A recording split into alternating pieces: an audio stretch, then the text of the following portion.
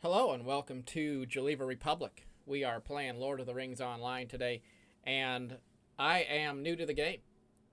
Strider and the Rangers pursue their fallen brother Amdir to the Black Wolves' camp, but not all is as it seems. Alright, so we have made our way to the Prancing Pony after various small-time adventures in the Shire. I am level 15 as a hobbit, and we are engaged in a quest with Strider, who we met at the Prancing Pony. Let's see what he has to say.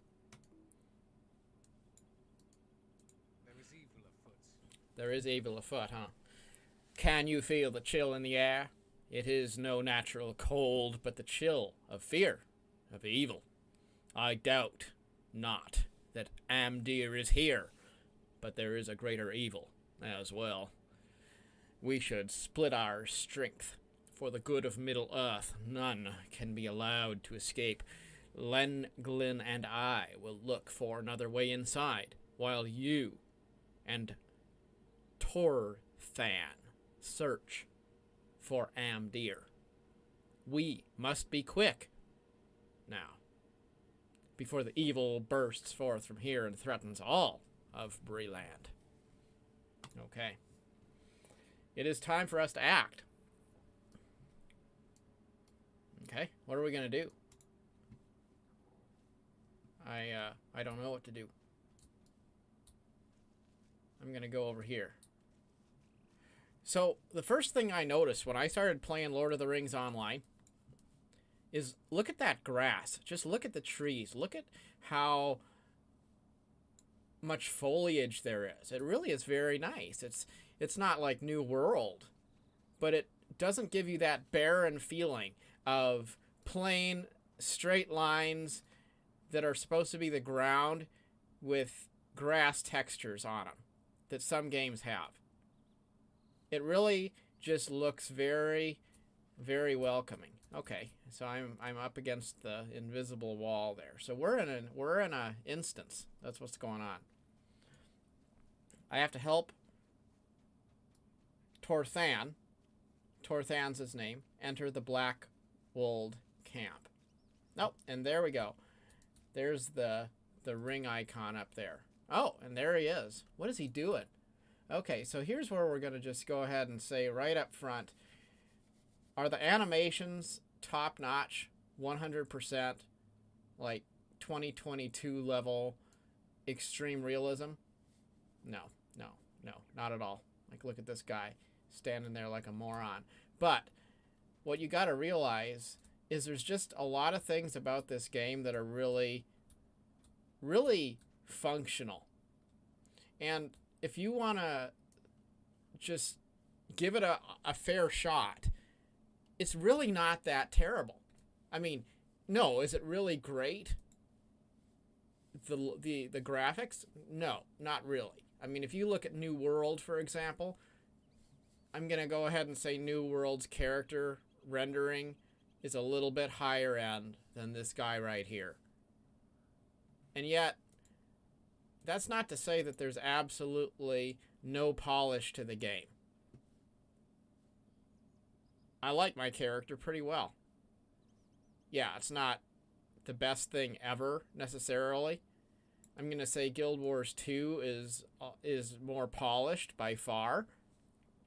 And Final Fantasy 14, in terms of character creation, is kind of in a league of its own. But think about reading a book. Think about reading a book, and you imagine what the characters are like. You imagine what the creatures are like, what the world is like. And then you take that philosophy and you apply it to a game like Lord of the Rings Online. Imagine that you're reading The Lord of the Rings, and you now have this opportunity to be in an immersive world where you can actually see those places that are written about in the book. And you can imagine that you're there. If you look at this through the lens of imagination and admire the art style, somebody said, the art style of Lord of the Rings is very nice. It's not meant to be photorealistic. It's meant to be an art style, and that's absolutely fair. It is a beautiful game if you look at it as art. You wouldn't look at a drawing and say, why is this not photorealistic? It's not good.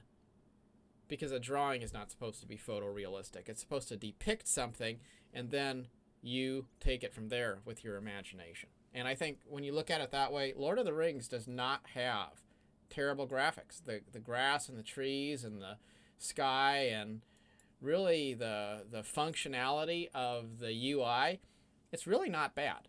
I was surprised because I was just playing New World and somebody said, hey, you should try Lord of the Rings Online. And I thought, you know, I've thought about Lord of the Rings Online. I've known it's a game. I haven't really given it that much thought, to be honest. And a big part of why I didn't really give it a lot of thought is because I tend to think about wanting a game to have its own immersive world that has been created for the purpose of that game. So when you have a game like Lord of the Rings Online, or maybe Star Wars, Knights of the Old Republic, a game that is based on something pre-existing, I tend to think, well, it's not going to be super original. It's not going to have its own lore because it's based off of something else. And so, in a sense, those games I've thought of as maybe being less authentic. But then it occurred to me that Lord of the Rings is a little bit different, because Lord of the Rings has been the foundation piece for a lot of fantasy in recent times. So, in a sense, Lord of the Rings is kind of like the grandfather of the genre. When you think about fantasy tropes and what it means to have that that certain style that we attribute to fantasy games, Lord of the Rings is one of the early incarnations of that. So you can look at a game and say, well, does it have a lot of lore in the game world? And that's fine. But what if you look at something like Lord of the Rings and you say, okay, Lord of the Rings is the definition of lore. You can get yourself immersed in the books. You can watch the movies. You can get all kinds of merchandise for Lord of the Rings. It's just, it is so huge. And then you can use that to enrich your game experience, where now you're in an adventure on Middle Earth. You're engaged in this epic quest to discover your part in a world with lore that is already respected. Now, if Lord of the Rings was kind of stupid, then the game, it stands to reason, would be maybe kind of stupid. And if Lord of the Rings was just some movie that was made, or some run-of-the-mill book that was made, and then this game was a knockoff of that, and it's like a fad that's just going to go away, then I would say, yeah, that's not really going to be the type of depth we're looking for. But in the case of Lord of the Rings, it is established. It isn't going anywhere. And the fact that the devs have put a lot of effort into making a game world that is very true and respectful to Tolkien's work makes this an MMO that feels more like literature than just pure gameplay. Anyway, just some thoughts. Let's see what this guy has to say. That is Torthan. Are you ready? Yeah, I'm ready. Come with me. It is time to deal with Amdir and these brigands. If Amdir escapes, it could spell doom for Middle-earth. Okay. Let's go. We must find Amdir. Amdir, where are you? Right there by your side, brother. Who are these boys? What are those things? That dwarf has gone mad. Okay. Are these friendly people? Are they hostile? Oh, okay. He just whacked that dude. Okay, I guess I better fight too. Yeah. Don't mess with this hobbit. I'm gonna attack. Yeah. Die. Okay. Well, what about him? Is this guy okay? Well, my buddy doesn't seem to care, but no. He's gotta die, too. That's right. Let's see, if this was real life, that dude would not just hang around there all crouchy like that. He would have been more responsive. Run! The wrath of the dead is upon us all. Oh no. Okay. Well, alright. Let me see what's going on in here. What do we got? Okay. It's a black-walled cutthroat. So these are just random bad guys. So one thing that's interesting about LOTRO is you have your melee weapon, like your knife or your dagger or whatever, and then you have your bow and arrow.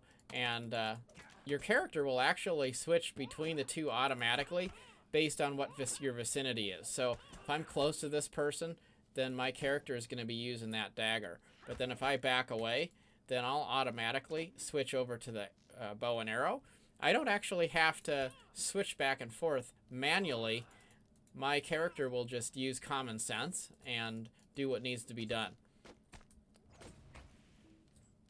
Beyond that, I think the combat is pretty typical of a tab target MMO. And, you know, you can strafe, you can jump, you can do all the normal things. And it's kind of just the normal skills that you would learn to use. And there's a sequence to them. You normally use them in a certain order, and certain of them combine to create a certain stacking power.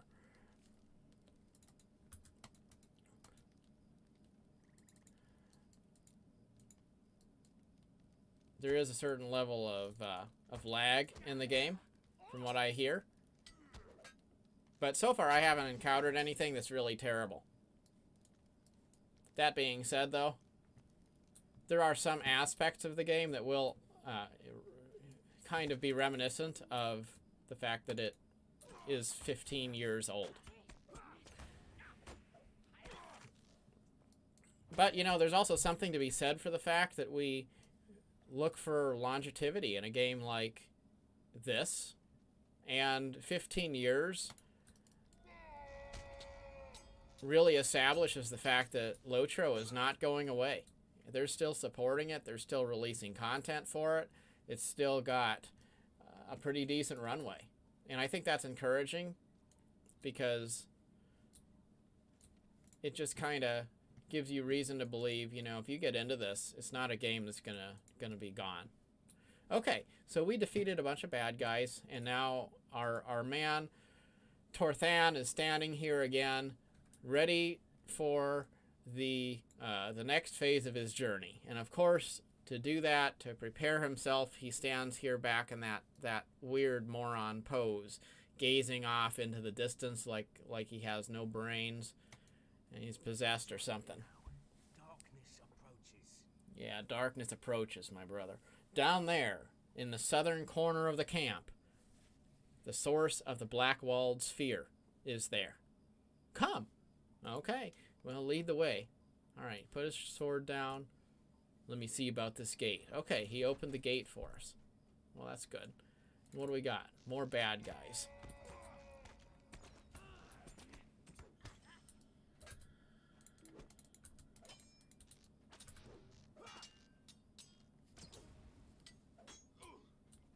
Okay.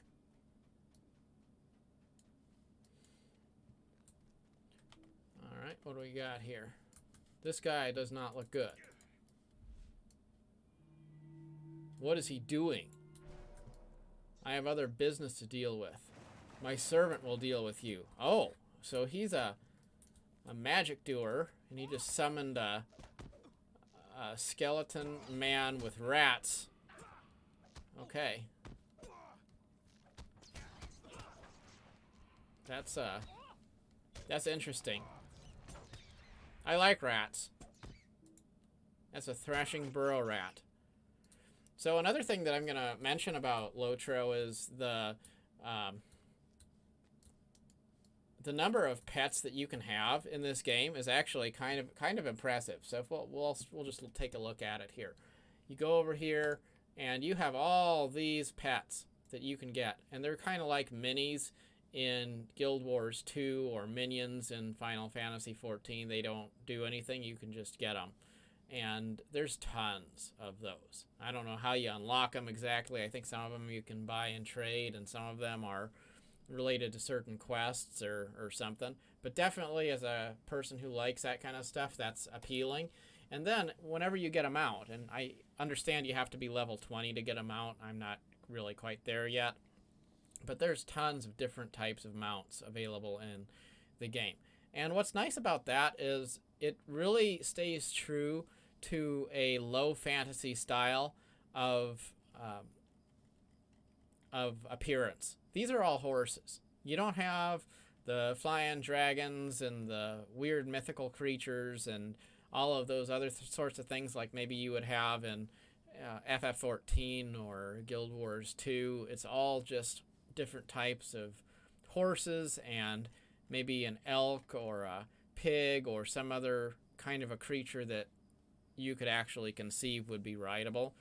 And I like that traditional low fantasy style. Of course, the number of emotes there are in this game is totally respectable, on par with Final Fantasy 14. And then you can also take those and you can drag them to your action hotbar and just have them there ready to go. So there's definitely some quality of life in Lord of the Rings Online that is very respectful to player interactions, and it does a better job, I think, than probably in some ways better than Guild Wars 2. Not as good as Final Fantasy 14, but definitely not bad. All right. Who was that dwarf, and what power has he to command whites? No, whites. To command whites. That the Blackwalds were in terror of that creature is certain, but I still sense something greater in these ruins. And where is Amdir? Perhaps beyond that gate. Okay. So I guess that skeleton with the rats was a white. That's what that creature was called. Don't lose your nerve, he says. Okay. Well, I'm just a little hobbit following you along. So we have some stairs here. Worn out stairs.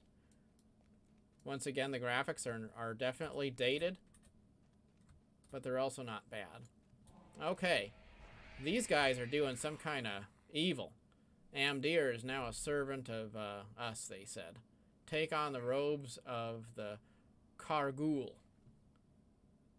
My lords, the rangers approach. The fools are too late. Amdir's, okay.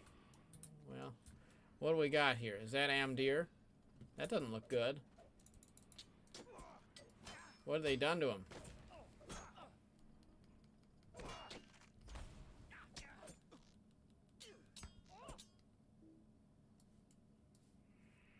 Oh, he's, that's Kargul. I serve the Great Eye. Oh, no. Okay. This guy does not look very good. That is indeed Amdir. Okay.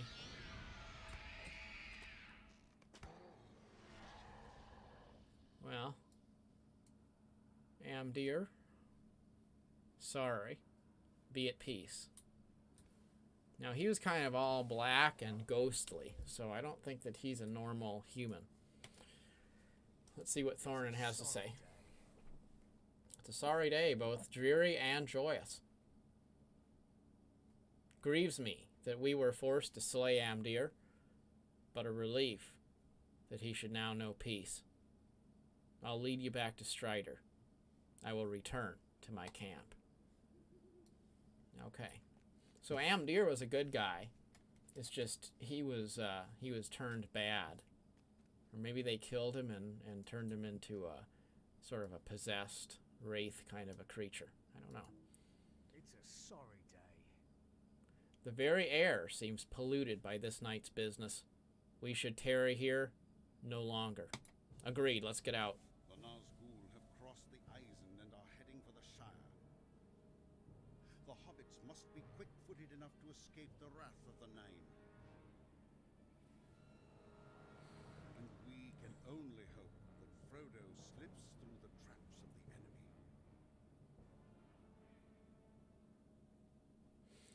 So I do like it that the story does reflect what's happening at the beginning of the actual Lord of the Rings story. So I guess we're beginning our quest approximately the same time as the hobbits Frodo and Mr. Baggins are on their way off to begin their ring-bearing adventure. So I think it's nice that the start of your quest in this game is basically the beginning of the Lord of the Rings story. It's not like it was set in a different time period many years after or many years before or anything like that. It's really just very true to the story. Seems like the general idea is Lord of the Rings is playing out the way Lord of the Rings did play out, and then you're sort of off on the side, and the things that you're doing are going to help you maybe experience some backstory or help contribute to that the main story as we all know it. Alas for Umdir. It grieves my heart that the enemy was able to turn Amdir thus. He was my friend and kinsman. My people will remember him as the man he once was, good and noble. It troubles me that the Nazgul have crossed the river and moved into Breland at just this time. There are events in motion which could determine the fate of Middle-earth. If you are able and willing, I may have another task for you. Okay, so we can pick a reward. Now, I have pretty good gear, so it looks like none of this gear is actually something I need. And the reason my gear is pretty good is because I had met somebody and joined up with another guild in the game, and in this game, guilds are called kinships, by the way. Anyway, the gentleman made some pretty good gear for me, and that was nice of him. So I have that, and well, it's not really high-level gear. It's just decent gear for somebody who's a new player. And so right now I don't need anything that this particular quest giver is giving me. I am curious to know who the dwarf you encountered at the Blackwald's camp was. Dwarves are by nature honorable and cannot be dominated by the will of any. Why this one would serve the enemy, I cannot say. Worse yet is the appearance of the Nazgul. I must go watch the east road, for I am expecting some travelers, and now fear they may be in danger. Would you travel to Combe and speak to a constable there named Underhill? You may know him already. Stout little fellow who loiters about town center. You may suggest to Underhill that he investigate the Blackwald's old hideout. When that is done, return here with your report. If perchance I am not here, assume the worst. We will get increased reputation with men of Bree. What road did you take, Frodo? The ringwraiths ride openly in the Shire, but there are places which are even more terrible and dangerous. If you choose the path I fare, search for the light in the darkness. The hobbits are off to begin their journey, and if I read that right, looks like possibly they are already in some danger. What do you need? That's the stable master. I do like how your fast travel areas have these horses here, and you can catch a ride. Again, I'm not level 20, so I haven't done that yet, but it's just a nice touch. Like, you don't go to a fast travel teleport location and just zap to the other end of the map. You actually go ride a horse there. Pretty cool. So, let's see, where are we going? We have a few quests that we can do.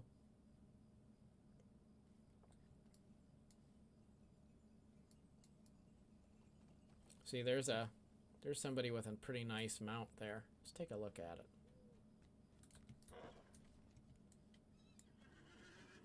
That's nice. Looks like he just traded horses. So anyway, the quality of this game is pretty high. Yes, it's an old game. No, it's not perfect. But as far as being a game that I think I could get lost in, it's totally not bad at all. To just enjoy it, play the quests, which are probably going to be superior to a lot of other MMOs, enjoy the exploration, and probably have a lot of good opportunities to meet other players who, from the little I've played, seem like they're very respectful and friendly people for the greater part. I definitely think that there's something to be said for the fact that when you are playing a older game like Lord of the Rings Online, you tend not to necessarily be that person that's jumping into the newest free-to-play title just because it had really good graphics, and then you turn up being a toxic person. The other thing about Lord of the Rings Online is it's not a PvP game, so you don't have any of the toxicity that you'd get out of some of the sandbox MMOs, like, of course, Albion, or maybe to a lesser degree, New World. Anyway, Lord of the Rings Online, I definitely think it is worth giving it a try, experiencing it. The combat is not below standard. It's not perfect. I would say that other than the fact that the visuals are a little bit lower quality, it feels a lot like Final Fantasy XIV in terms of how the combat mechanics seem to work. There isn't any action combat shooter mode like Guild Wars 2 has, but you can at least auto run, which is something. Story and world is very beautiful. If you like Lord of the Rings and it's appealing to you, probably worth giving it a shot. And it's one of those games where you could very potentially download it, give it a shot, and think that you're going to just play it for a few minutes to see what it's about, and then discover that you actually might want to make it one of your main MMOs. It's very possible. But I would definitely recommend that anyone who's curious about it, give it a try. And I think I'll probably be playing it as well for a while. I did proceed to buy the $30 VIP for 3 months. I don't know for sure if I will continue to do that. We'll see how the 3 months go and whether it's a game that I feel I really want to spend time in after that point. One thing I do look for in games is just a chill, peaceful experience. It makes me feel like I could kind of tune out the problems of the world and not worry about things and just enjoy a vast, beautiful open world to walk around in and explore. And one thing that's a big selling point to me is that the maps in this game are very huge. They're very traversable.